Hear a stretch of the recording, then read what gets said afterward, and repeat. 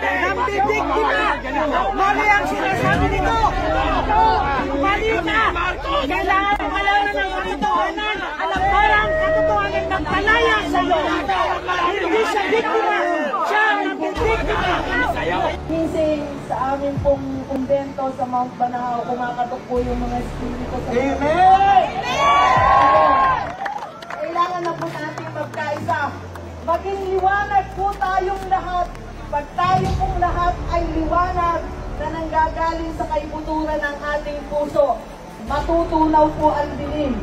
Kaya po ang hinihiling ko po sa inyo ay unconditional love. Mahalin po natin si BBM. Biktima po talaga siya ng katitiman. Biktima siya ng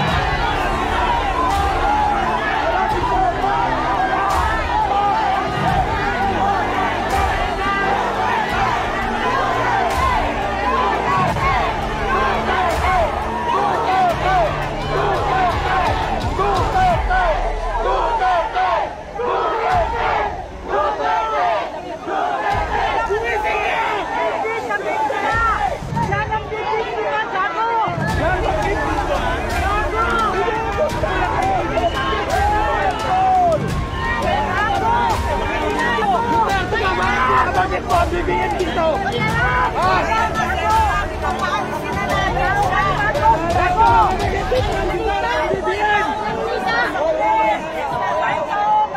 Ano po nangyari? kahit po iba.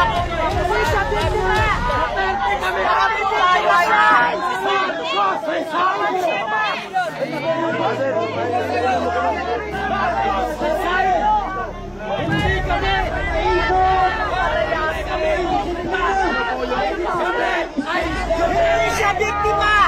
Si Marcos nambibiktima! Mali ang sinasabi nito! Mali ka!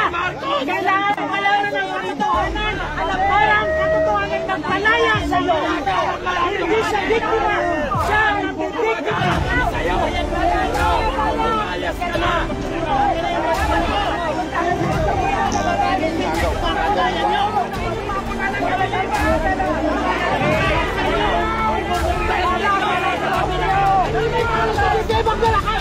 Dito!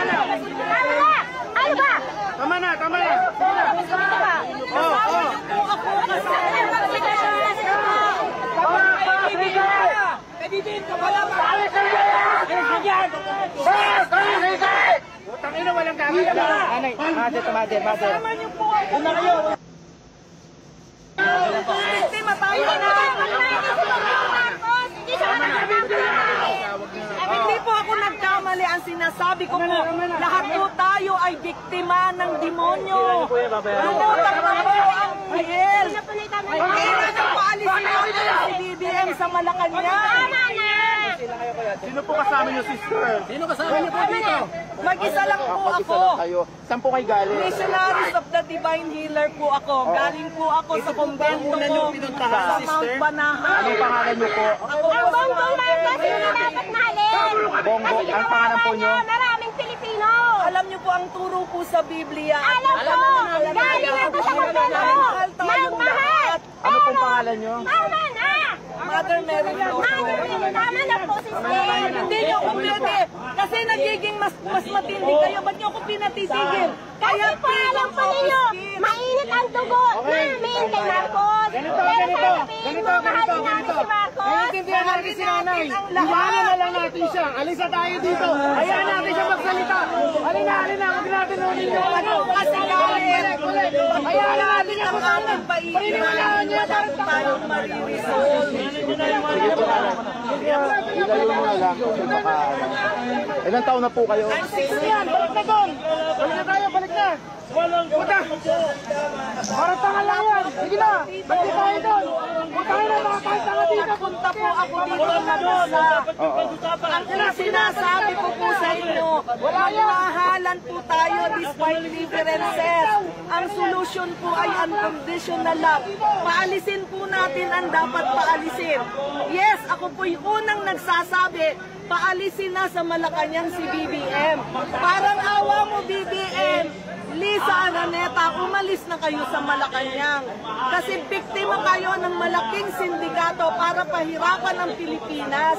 Hindi po tayo dapat naghihirap. Hindi po dapat naghihirap ang mga Pilipino. Look at this. 1986 ganito na ang nangyari. Bakit meron na naman ganito? Andun po kami sa 1986 revolution.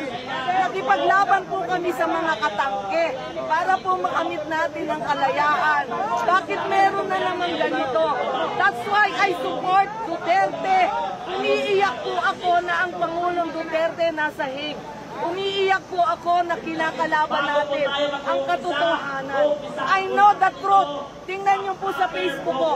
Araw-araw I am posting against this administration. Ay, alam ko marami ang magiging consequence nito. Pero, hindi na po ako after my humiliation. I am not after my personal salvation. Salvation natin ay nailigtas na tayo ni Jesus Christ. But we have to save our country. Our country is devastated. Kaya sinasabi ko sa inyo, ang tangi pong makakaresolve ng issue sa Pilipinas ay unconditional love. Magpakaliwanag po tayo.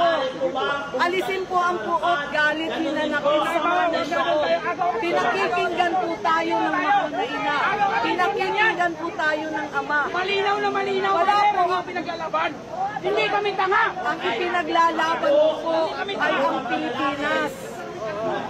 I am for Marcos resign. I am for Marcos resign. BBM, you better get out of Malacanang. BBM, you better resign. Hirap na po ang mga Pilipino. Ako na po ang nagsasabi, the religious institution, all religious institution, nananahimik lang po yan. Pero, ang kailangan po natin, totoong kalayaan. Kalayaan na po sa puot, galit, hinanakit, sama ng loob. Lahat po ay may puot, galit, hinanakit, sama ng loob na. Kaya tayo lalong nagkakaroon ng maraming disasyon. Kaya tayo nagkakaroon ng mga sakit na ramdam. Kaya tayo nalilirap.